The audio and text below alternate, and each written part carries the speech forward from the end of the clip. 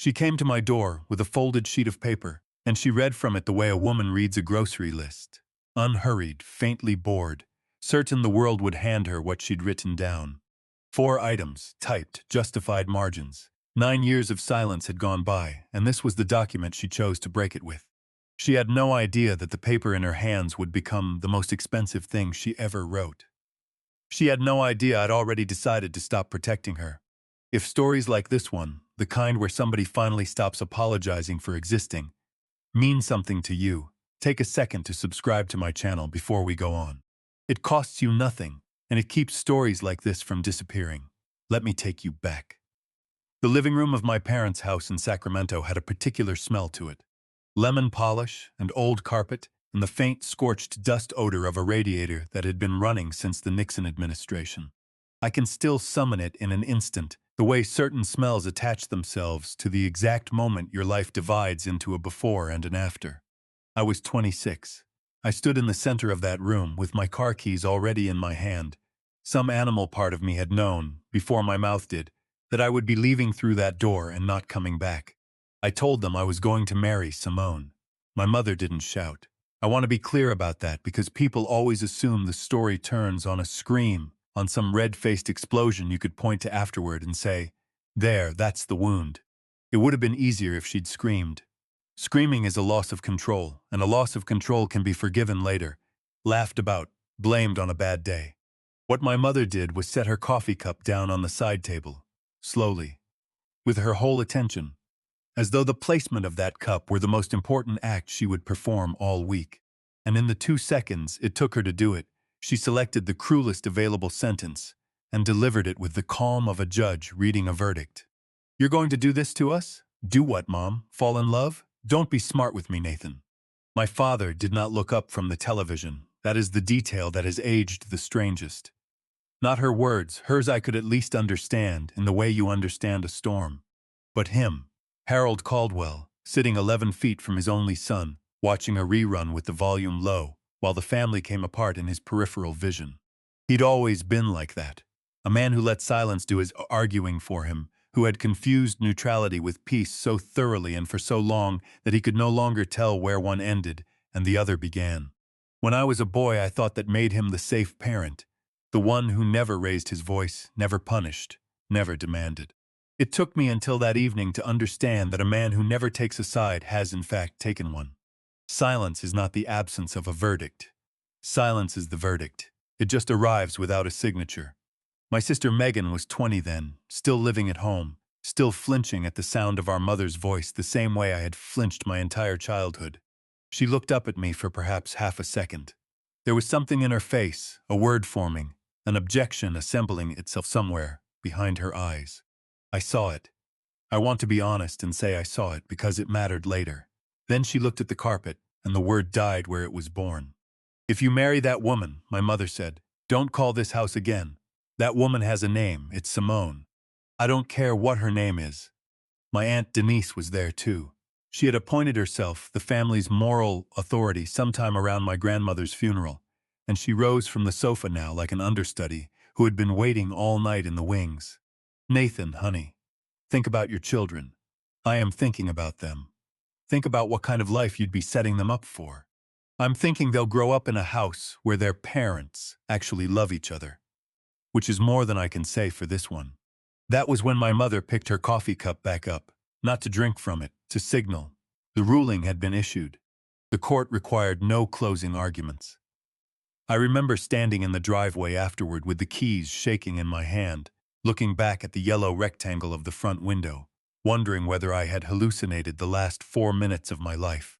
26 years I had lived in that house. Every birthday, every scraped knee disinfected at that kitchen sink, every report card taped to that refrigerator with a magnet shaped like a strawberry. All of it, it turned out, had been provisional. There had been fine print the whole time, printed in a font too small for a child to read, and I had simply never had occasion to hold the contract up to the light. I held it up that night. I read every word. I married Simone 4 months later. It was a small ceremony in a rented hall with folding chairs and a rented arch and a caterer who had given us a discount because she liked the way we looked at each other. Marcus Ojo stood up as my best man. He was my business partner, and had been my friend for exactly 2 years at that point, which apparently made him more qualified for the position than every person I had shared a bloodline with for 26. Simone's family filled their side of the aisle and then spilled into ours because they had the numbers and the generosity to do it. Her mother, Patricia, cried through the entire ceremony, the good kind, the kind you're supposed to cry at a wedding, the kind that makes the photographer's job easy. Her father, Walter, walked her down the aisle and afterward shook my hand with a grip that told me he had already made up his mind about me and had done it some time ago, without needing to consult anybody. I have never told anyone how much that handshake was worth to me. It was worth more than the $11 million I would eventually be paid, and I say that having received both. My side of the aisle held 11 people. 8 of them were friends who had come because they loved me, rather than because a chart of familial obligation required their attendance. Cole Bennett was one of them, standing near the back in a suit that fit him nowhere, grinning through the whole thing like a man watching a friend get away with something. That empty half of the room was the last time my family would ever have the chance to stand beside me for free. Growing up, I thought of my mother as the center of gravity in our house. Everything orbited her, and orbits are strange things. They feel like freedom right up until you try to leave one. My father chose his job because she wanted stability. Megan chose her college major because our mother had opinions about which fields were respectable and which were merely tolerated. I kept my head down through most of my childhood because that was the path of least resistance. And the path of least resistance works beautifully. It works right up until the moment it doesn't, and then it fails all at once, catastrophically, like a dam. Meeting Simone was the first time in my life. I wanted something badly enough to risk that gravity tearing me apart instead of holding me together. We met at a mutual friend's barbecue. It was one of those Saturday afternoons where you show up expecting nothing more than a paper plate and a warm beer. And instead, your entire life quietly puts down roots in the grass while you aren't looking. She was arguing, good-naturedly, but with real conviction, about whether store-bought barbecue sauce could ever legitimately compete with something made by hand. She was losing the argument on volume and winning it on substance, which I would later learn is simply how she operates.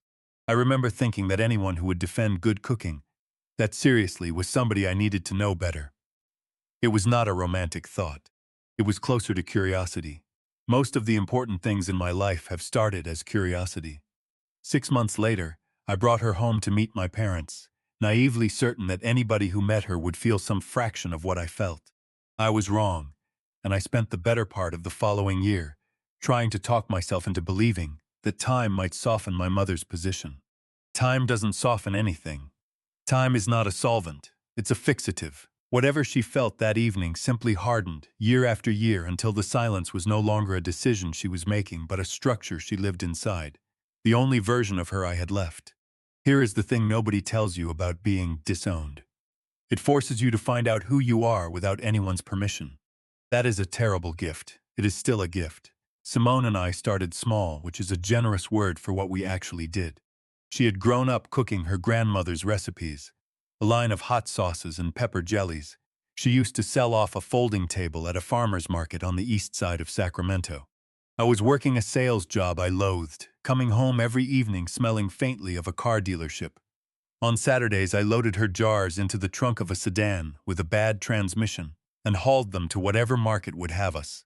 "You know this is never going to make us rich," she told me once, laughing, wiping vinegar off her hands with a dish towel.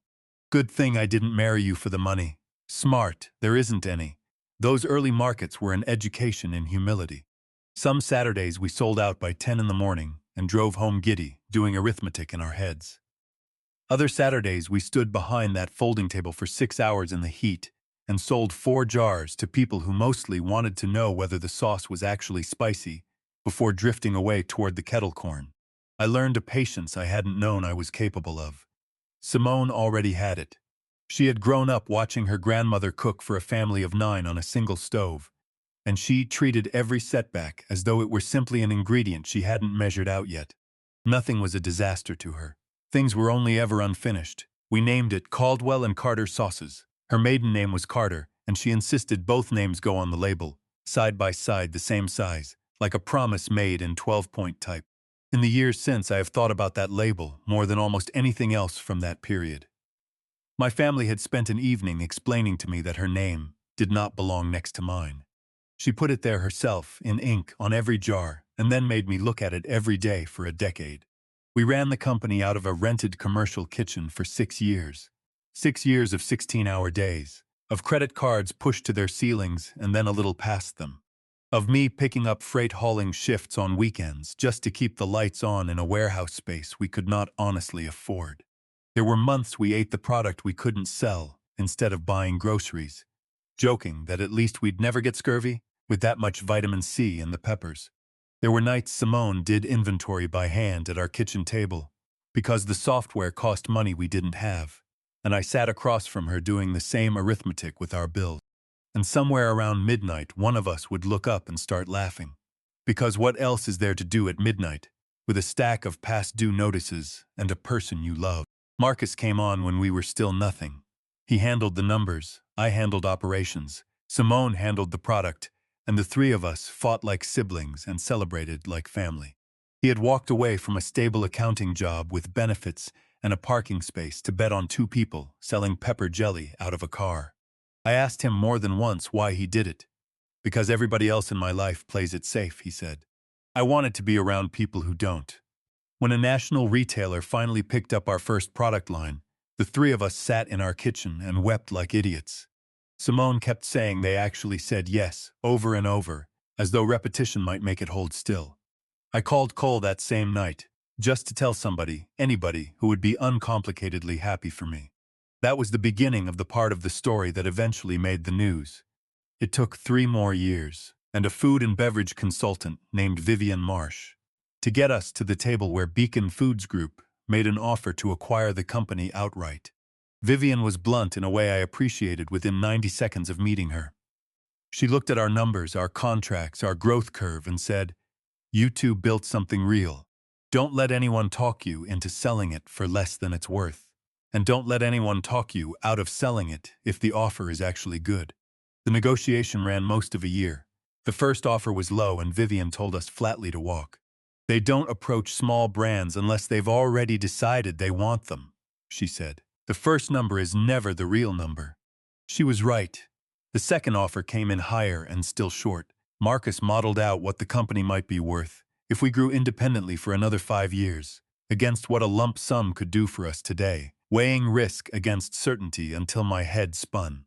Simone, meanwhile, kept doing what she had always done. She kept making the sauce. "They're not buying spreadsheets," she said once, during a call that had gone sideways.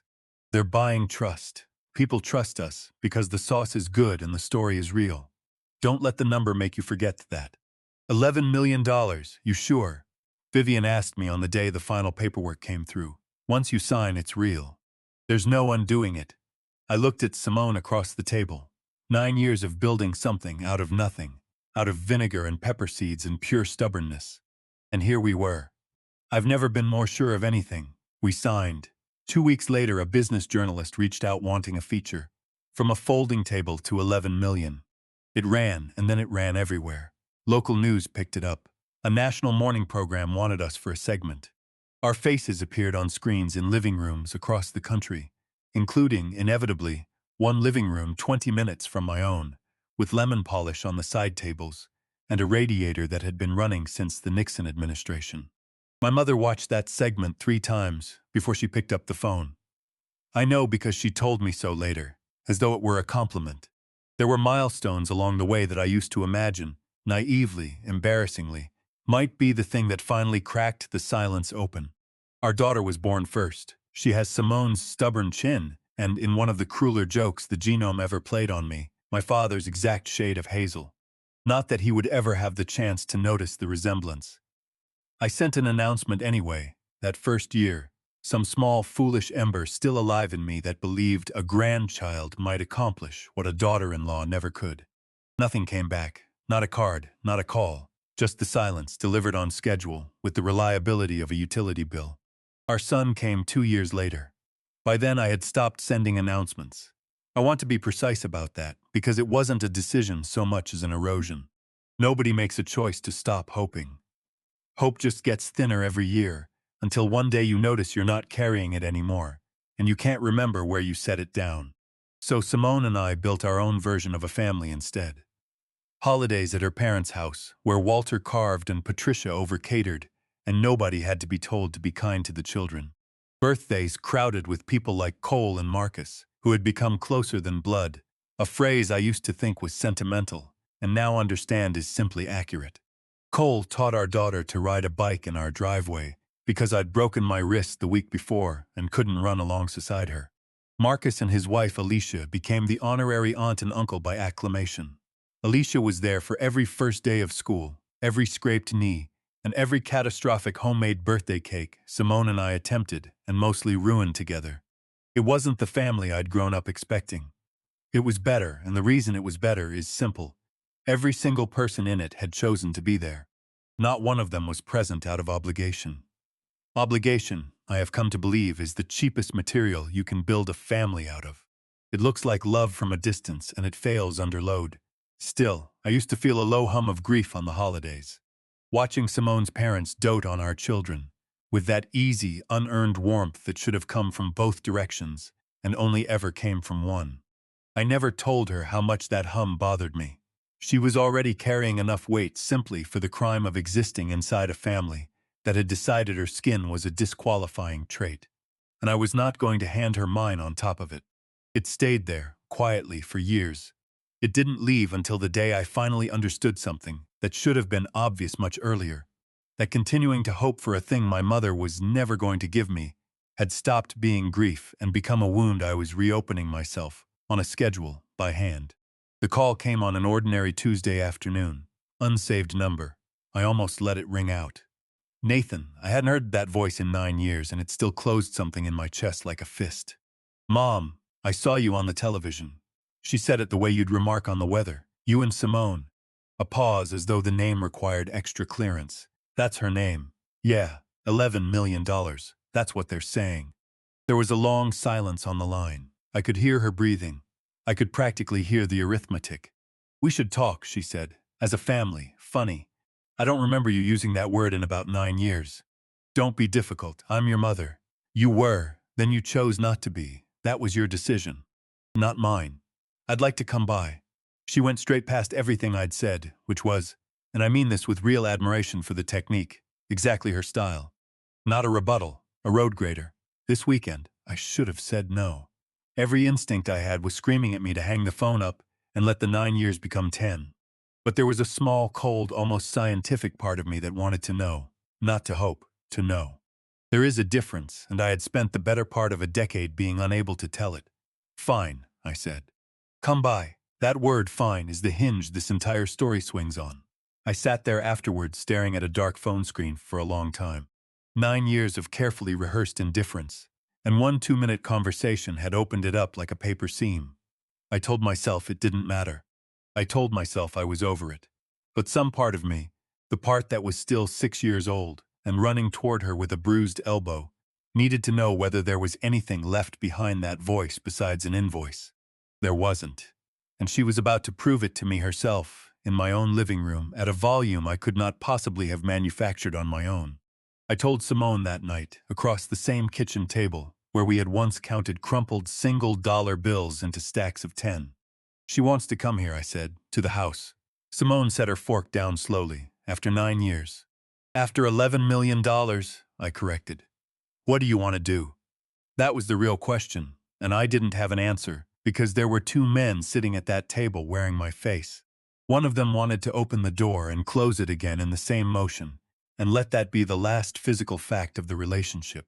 The other man had spent nearly a decade watching my mother's absence shape every holiday, watching my children grow up with a grandmother-shaped hole they didn't even know to ask about, watching my wife carry the quiet blame for a fracture she'd had no part in causing. That second man wanted something permanent. Not revenge. I want to be careful with that word, because it's the word everybody reached for later, and it was never quite right. What he wanted was a record, something that couldn't be revised. Because here's what you learn, living downstream of a person like my mother, the story changes. It always changes. For 9 years I had listened, secondhand through cousins and old neighbors, to a version of events in which I had abandoned her. in which Simone had taken me away, in which a woman who threw her son out of her house over the color of his wife's skin was somehow the injured party, a poor mother whose ungrateful boy had simply stopped calling. She had told that story so many times and so well that I had met people who believed it. I had, on my worst nights, half believed it myself. I want a record of it, I told Simone. Whatever happens in this room, I want it to exist somewhere she can't rewrite it. Simone was quiet for a moment, turning her water glass slowly on the tabletop. You want to film her? I want to know that whatever she says in my house stays what she actually said. That's all. Not a weapon. A fact. And afterward, I don't know yet, I said, and it was the most honest sentence I'd spoken all week. She looked at me for a long moment, then promised me something. Anything. Promise me this isn't about proving something to her. People like your mother can't be proven anything to. That's the whole diagnosis. So promise me it's about telling the truth out loud, in a place where she can't shrink it. If it's that, I'm with you. If it's the other thing, don't do it, because the other thing will eat you and I'll have to watch. I promised. I meant it. I would spend the next several months finding out just how thin the line between those two things actually is. I called Cole the next morning. We had grown up 2 houses apart, and after high school he'd gone into video production, commercial work, mostly, the occasional wedding. He had the equipment, and more importantly, he had known my mother since we were 9. You're asking me to help you record a conversation in your own home, he said. I'm asking you if I'm allowed to. That was actually the first question I asked, not the last one. Vivian would later tell me that was the single smartest thing I did in the entire affair. And I'll take the credit even though it was mostly cowardice. I have never in my life enjoyed the sensation of not knowing the rules. California, it turns out, is a 2-party consent state. You cannot secretly record a confidential conversation here. It is a crime, and it is a crime for good reasons that have nothing to do with my mother. So we did it the boring way, the legal way, the way that makes for worse television and a better life. There were 3 cameras in my living room the afternoon she came, and not one of them was hidden. They were on tripods, in the open, with lights, and there was a sign on my front door, plain laminated, the kind a dentist's office puts up about parking, that said this residence is under audio and video recording. She read it. I watched her read it. She stood on my welcome mat, and her eyes went across that sign left to right, and she took it in completely, and then she knocked anyway. I have been asked, more times than I can count, whether I feel that was a trick. It wasn't. That's the part people find hardest to believe, and it's the part I'd swear to under oath. I gave my mother every piece of information she needed. She walked through that door knowing she was on the record. And she read her list out loud anyway, because it did not occur to her. It genuinely did not occur to her, not for 1 second, that anything she had to say might be something a person could be ashamed of. That is not a woman who got caught. That is a woman who has never in her life imagined an audience that wouldn't agree with her. I also called Vivian, the consultant who'd walked us through the acquisition. I told her the whole of it, the disownment, the 9 years, the sudden phone call, the visit on the calendar. She was silent for a while. Nathan, I'm going to say something you won't like. I help people put stories into the world. It's my whole job. And I'm telling you that the story you're describing is a hand grenade. And I don't advise clients to hold hand grenades for personal reasons. So don't advise me. Just tell me what happens if I do it. If you do it, she said, you don't get to unring it. Not for her. Not for your kids who will find this in 10 years with a search engine. Not for you. So before you decide anything, go find out what you actually want. Because I want the world to see who she is, and I want her to feel identical from the inside, and they end up in extremely different places. I did not have a good answer for her that day. I'd like to tell you I did. The last call was to Marcus, and it was mostly habit. He'd been my sounding board at every hinge point since we founded the company. You don't need my permission, he said. I know. But you're not calling for permission.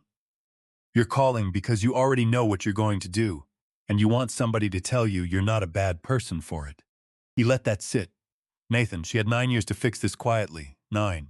She chose to do it loudly with terms in your living room. Whatever happens next, she picked the venue.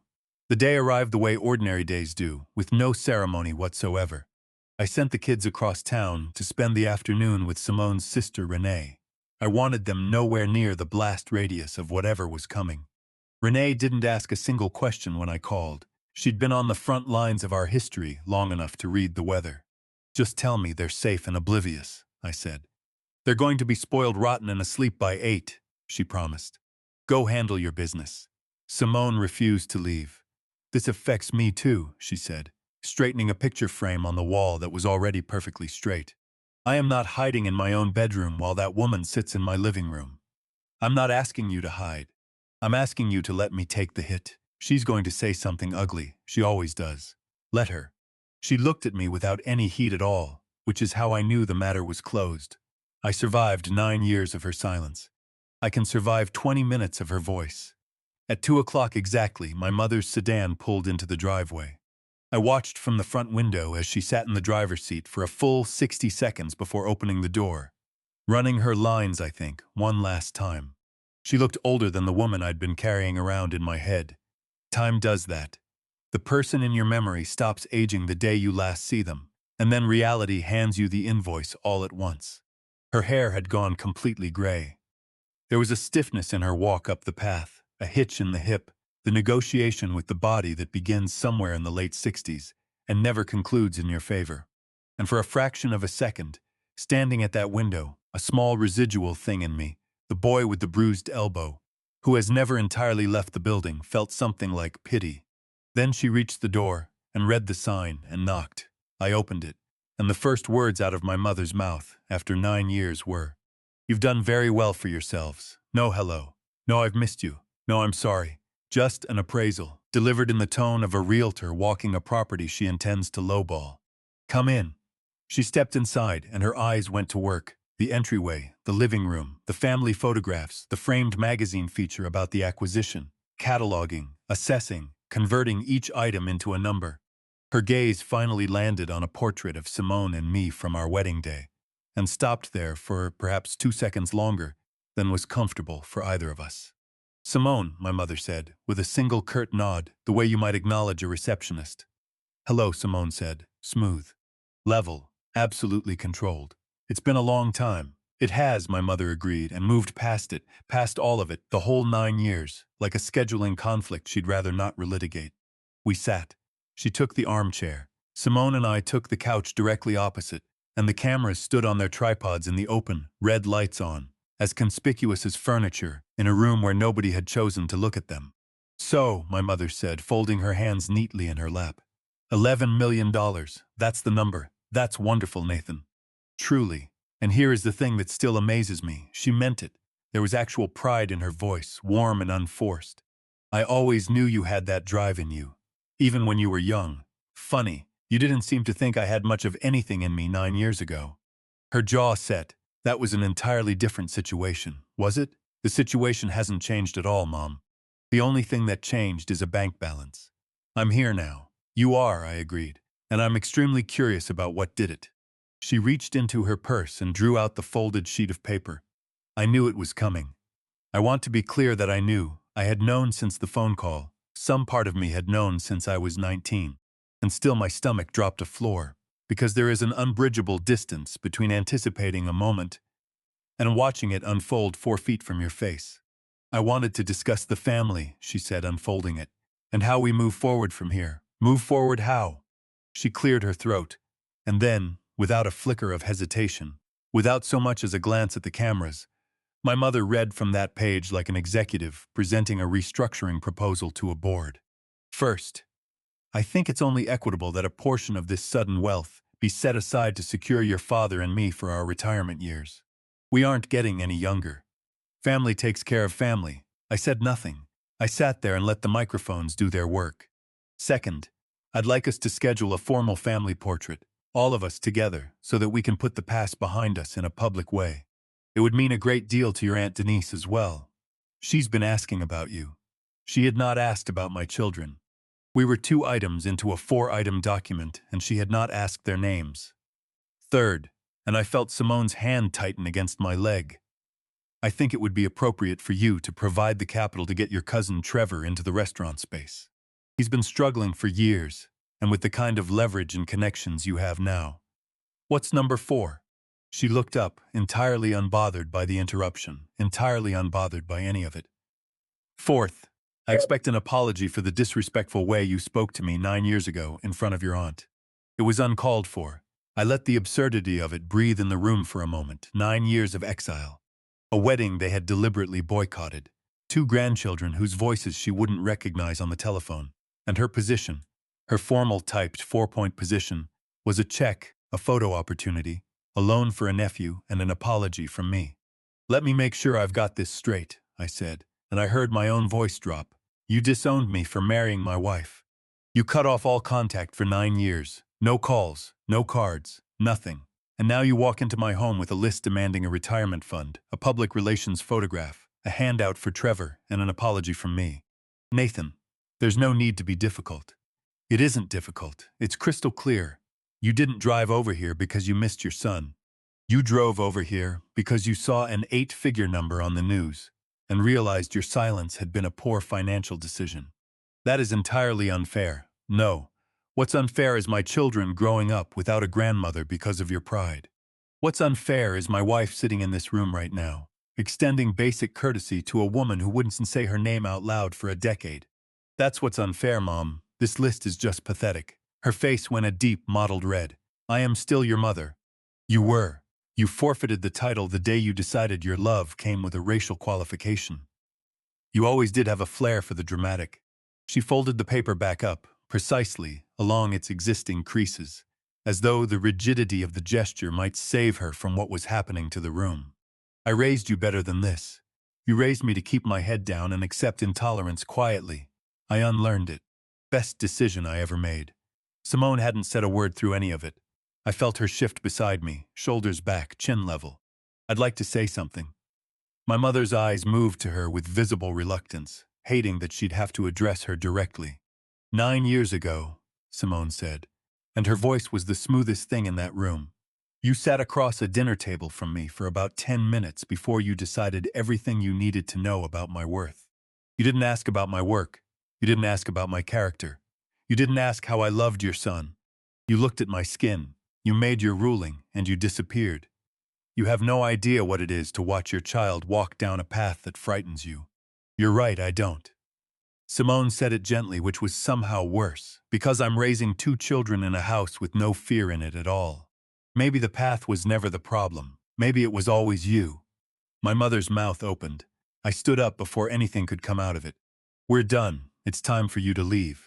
Nathan, you came into my home with an invoice dressed up as a reconciliation. I was pointing at the door, and I did not entirely remember deciding to. You haven't asked a single question about your grandchildren. Not their names, not their ages. You came because you thought $11 million erased 9 years. It doesn't. So that's it? You'd throw away your own flesh and blood? She was on her feet now, clutching the folded list against her chest like a shield, which I have thought about this a great deal since, is exactly what it was. It was the only thing she'd brought. Money has corrupted you, Nathan. Money didn't corrupt me. It bought me the one thing you never gave me, the ability to exist without your approval. I could hear my own pulse. I'm the same man I was at 26, standing in your living room, telling you I'd found the person I wanted to build a life with. You're the one who decided that life wasn't worth knowing. I'm just finally showing you the receipt. She went pale. You'd humiliate your own mother? I'd hold any person accountable who discards their child over the color of their partner's skin, I said. The fact that you happen to be mine doesn't make it a tragedy. It makes it necessary, and for 1 second, one honest second, the only one in that entire afternoon, her eyes filled. It passed. Her jaw reset into that rigid line I have known since childhood, the one that means she would burn her own house to the foundation before she'd say the words I was wrong. You threw it all away, I said quietly, and opened the front door. I'm just delivering the bill. I had no idea that sentence was about to outlive the conversation. She left. I watched her sedan back out of the driveway and vanish down the block, and the house came back to itself, quiet, and then quieter, in a way that felt almost holy. Are you okay? Simone asked, coming to stand beside me in the entryway. I don't know yet, I said, and it was true. Ask me in a week. She put her arms around my neck, and I stood there in my own doorway breathing her in, letting the adrenaline drain out of my hands. For 9 years I had rehearsed what I would say if I ever faced that woman again. The actual event had been both exactly what I expected and completely unrecognizable. which, I've since decided, is a fair description of most of the important moments in a life. The footage sat on a hard drive in my office for 11 days. I want to say that clearly, because the way the story got told later, the way it always gets told, when a thing goes big, was that I set a trap and sprang it and cackled. The truth is that I sat with that drive for a week and a half and did not sleep especially well. And the person who eventually convinced me was not Cole, and was not Vivian, and was not Marcus. Cole watched it with me the first night. He whistled low as the monitor played back the 4 demands, and shook his head and said, "Nathan, this is annihilation. This will end her standing in that neighborhood permanently." "Good," I said, and I meant it that night. I want that on the record too. There was a night where I meant it. I'm serious, man. Once this is out there, it's out. People will know her face. Her street. This isn't an anonymous post on a message board. This is as real as it gets. He looked at me for a long moment, and then he said the thing that friends are for. "I've known you since we were boys.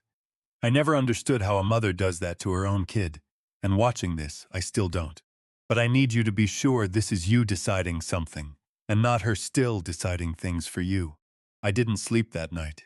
That's what I mean about Cole. Vivian said essentially the same thing in colder language.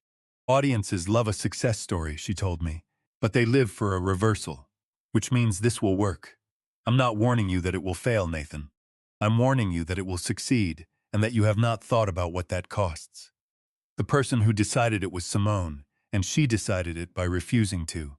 "I'm not going to tell you," she said. "We were on the back porch. This is your mother and your history and your face on that screen, and if I choose it for you, then in 5 years when it hurts, and it will hurt, some Tuesday for no reason, you'll look across the kitchen at me, and there'll be a thing in the room that shouldn't be. So no, I'll be next to you either way, but you have to pick it up yourself." So I did. Here is why, and it's not the reason people assume. It wasn't the demands. I could have swallowed the demands. I'd been swallowing that woman's demands since I could walk. It was the second item on her list, a formal family portrait, so we can put the past behind us in a public way. She wanted a photograph. She wanted a single frozen frame she could show to neighbors and cousins, and the women at her church as proof that everything was fine, that the wound had never happened, that 9 years of silence was a small disagreement smoothed over by time. She wanted to keep every last thing she'd done and simply change the record of it, and she would have gotten it. That's the part that finally moved me. If I had quietly closed my door and gone on with my life, she would have won, not the money. She was never going to get the money, but the story. She'd have told it for another 20 years. Poor Diane, that ungrateful boy, that woman who took him away. And my children would have grown up in a world where that version had no counterweight. I didn't publish it to destroy my mother. I published it because for 9 years she had been the only author of my life, and I wanted once to hold the pen. We put it out on a quiet Tuesday afternoon. 11 minutes, no music, no captions, no commentary. Just a woman sitting in a well-lit living room reading 4 items off a folded piece of paper. Simone's hand was on my shoulder when I clicked. "No turning back," she murmured. "There was never a way back," I said. "Not since the day she walked out." The video did not perform well. That is far too small a word for what happened to it. It went off like a flare in a dry field. Within 6 hours it had outrun our acquisition feature. The comment sections became something I was not prepared for, and have never fully processed. Thousands of people, hundreds of thousands, telling their own versions. A woman in her 60s wrote to say she had been disowned in nearly identical circumstances in 1979, and had never once been able to explain the shape of that pain to anyone, and that she had watched the video 4 times and cried each time, not from grief but from being recognized. A young man wrote that it had given him the spine to cut off a parent who valued him strictly as an income stream. I read every message I could for about 3 weeks. Then I stopped because I noticed I had started to need them, and needing the approval of 2 million strangers is the same disease my mother has, just distributed differently. Marcus called the next morning, his voice somewhere between awe and hysteria. "Nathan, direct web traffic tripled overnight. I don't know whether to congratulate you or hire security. Probably both." Within the week, a national program invited Simone and me back on to discuss it. Vivian prepped us for hours, mock interviews, hostile angles, message discipline. "They're going to ask if you regret exposing her," she said. "They'll push the privacy angle." whether a mother has a right to it regardless of her conduct. Have your answer built before you sit down, because you will not build it under those lights. The host asked it in the first 4 minutes, exactly as predicted, leaning in with that particular sympathy that is also a scalpel. My mother had 9 years of privacy, I said. 9 years in which nobody outside our family had any idea how she'd behaved. She used that privacy to erase herself from her grandchildren's lives, without a word of explanation to anyone. Moment she chose to walk onto my property with a list of financial demands instead of an apology, she stopped being a private person having a private feeling and started being someone making a claim on my life. I didn't expose her. I stopped concealing her. That answer became the clip. 9 years of privacy turned into a phrase people used online for months afterward, shorthand for relatives who only discover the word family when there's something in it for them. I've had a long time to think about whether that answer was true. Mostly it was. Not entirely. There's a version of that sentence that's a principle, and a version that's a justification. And I said it so well and so often that I'm no longer certain which one was in my mouth that day. I'd rather tell you that than pretend. Simone's parents called after the broadcast. Patricia was in tears on the line, the same full-circle tears from our wedding day, telling her daughter how proud she was. Walter, always a man of few words, spoke to me directly. You protected your wife and you stood your ground, son. That's the measure of a man. You did right. Hearing that from the man who had made me a son on the first handshake gave me a closure my own family had spent 35 years withholding. And then came the message I had actually been waiting for, without ever admitting to myself that I was waiting. A text from Megan. I just watched it. We need to talk. Please. I called her that same evening. Is it real? She asked the instant she picked up. Her voice was coming apart. The things she asked for, she actually read those to you. Off a page. Word for word, Megan. I'll send you the raw file if you want to see it unedited. There was a silence on the line with weight to it. I had this stupid hope, she said finally. Almost a whisper. That if enough time went by, she'd wake up one morning and just call you, apologize. I really believed that. For 9 years I believed that. And now I've seen it. Her voice thickened. Nathan, I'm so sorry. I should have said something that night. I was standing right there and I said nothing. You were 20 years old and living under her roof. That's an excuse. It's a reason, I said, and I found I meant it more than I expected to. There's a difference, and you're allowed to have one. You were a kid in a house where having an opinion cost more than you could pay. You did what you had to do to get out of that environment intact. She built that wall. You just didn't have the tools to take it down at 20. She cried for a while. I let her. I want to see you, she said when she could. All of you. I want to meet Simone properly. I want to be an aunt to my niece and nephew if you'll let me. They're going to love you, I said. And they did, immediately and without reservation. In the way children do when nobody has taught them to do arithmetic on a person first. I forgave Megan easily. People found that inconsistent. The same man who wouldn't give his mother a phone call handed his sister a full pardon inside of one conversation. But it isn't inconsistent at all. And the difference is the only thing I'd want anyone to take away from this. Megan asked for forgiveness and offered nothing in exchange. My mother offered forgiveness and asked for 4 things in writing. That's the whole test. It has never once failed me. My Aunt Denise took the other road, predictably, and took it at speed. She called 2 days later, skipping any greeting at all. Do you have any idea what you've done to your mother? Hello, Denise. She can't leave the house. People recognize her at the market, Nathan. That sounds like a consequence, I said. Not a tragedy. You dragged her name through the mud in front of the entire country. She dragged her own name through it. I just made sure the room was well lit when she did. Family does not do this to family. You're right. Something went hard in me then. Family doesn't disown a son over the color of his wife's skin. Family doesn't vanish for a decade. Family doesn't show up with an invoice the week a business deal makes the news. She did all 3. I just stopped keeping her secrets for free. You have destroyed her life. She had 9 years to build one on something other than being right. I didn't ruin anything, Denise. I handed her the bill. I was standing in that room 9 years ago, she hissed. I warned you. I told you to think about your children. You told me to worry about the social standing of children who didn't exist yet, I said. And in the 9 years since 2 very real ones arrived, you have not spent a single second worrying about them. It's remarkable how your concern for family only ever activates when it's protecting your own ego. She hung up on me. I didn't call back, and here we are. A few weeks later, Cole sent over a screenshot from a neighborhood forum. A woman who had lived 4 doors down from us when we were children had written a long post about my mother, about how precisely and quietly she had always sorted the neighborhood kids into the ones welcome at her dinner table and the ones who somehow always arrived at the wrong time. It named no one. It didn't have to. Reading it, something in me rearranged itself and settled. The 4 demands hadn't been a rupture in my mother's character. They weren't a bad day, or grief, or age, or any of the merciful explanations I had spent a decade constructing on her behalf. They were simply the clearest expression of a pattern that had been running my entire childhood in a font too small to read. I had lived inside it so long I'd mistaken it for the weather. "You holding up okay with all this out in public?" Cole asked me that night. Honestly, yeah, it's a lot easier to accept who your parents are when strangers with no reason to lie describe them and it matches. Trevor, my cousin, the bargaining chip, reached out a few days after that, sounding genuinely stricken. "Nathan, I swear on everything I own, I had no idea she was going to use me like that. I never asked her. I would never." "I know, man, I believe you. He'd always been a decent kid, in a family where decency was filed under weakness." "For what it's worth," he said quietly, "I think you did the right thing. She's been sitting in that house talking about your money like it's an inheritance she was personally owed.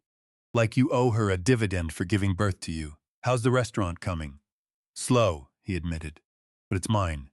I'd rather grind another 5 years than take $1 with the kind of strings she attaches."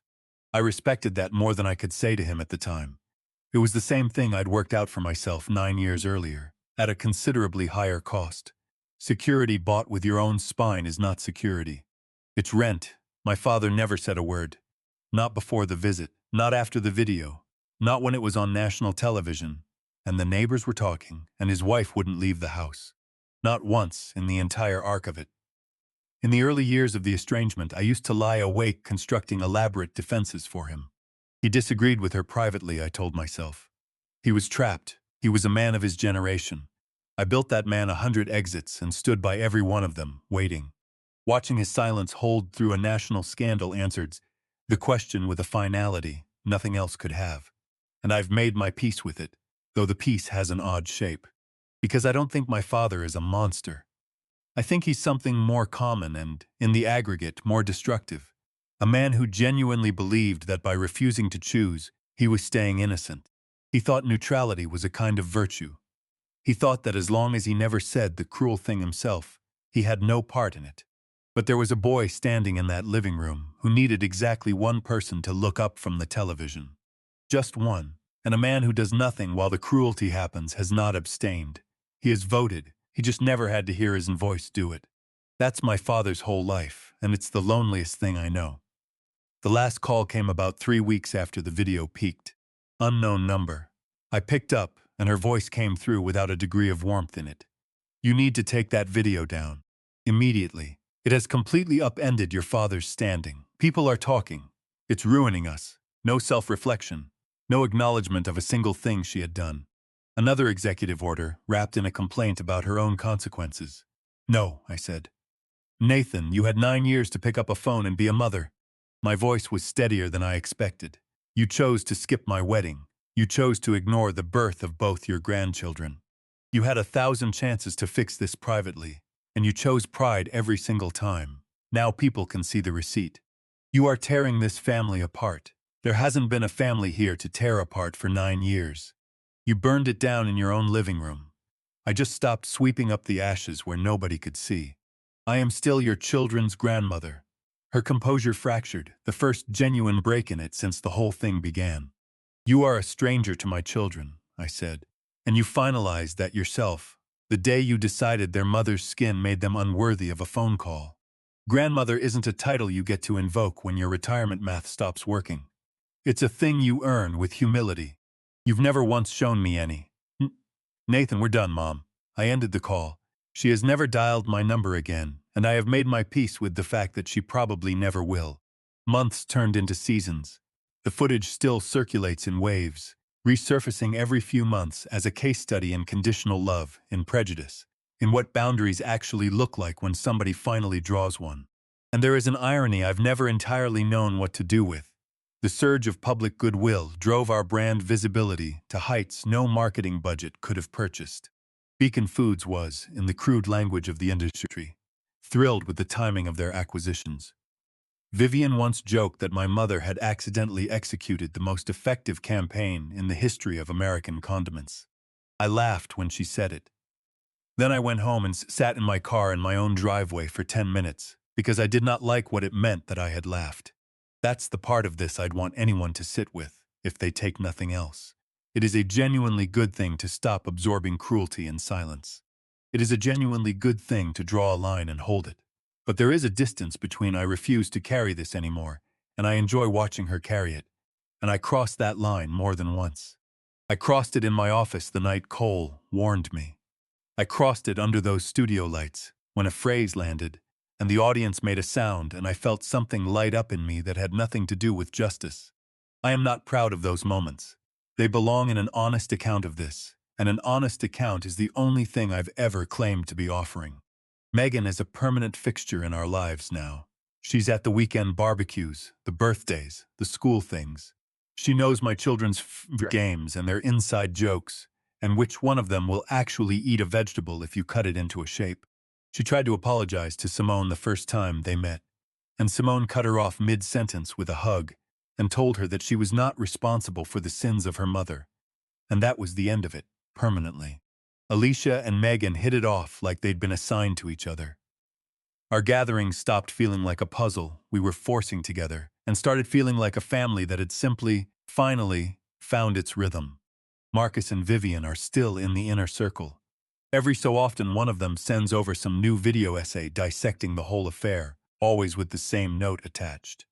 Still can't believe you actually did it. I smile every time. My mother still lives in that Sacramento house. Megan says she rarely goes out, keeps the blinds drawn. Knows the neighborhood knows. I'd like to tell you I feel nothing about that. I feel something. It just isn't guilt, and I've stopped auditioning replacements for it. I know people want these stories to end with the tearful reconciliation. The mother in the doorway, aged and finally awake, and the son who opens his arms and the music. I understand the appeal. I've wanted it myself, on and off, for most of my adult life. But that ending requires two people, and only one of them was ever willing to show up for it. She had a decade of chances. She had a wedding invitation. She had 2 grandchildren. She had every avenue a human being could ask for to offer grace, and every single time she chose her own ego. The list of demands wasn't a lapse. It was a summary. Simone and I were out on the back porch a few evenings ago, watching the kids run each other into exhaustion across the grass while the sun went down behind the tree line.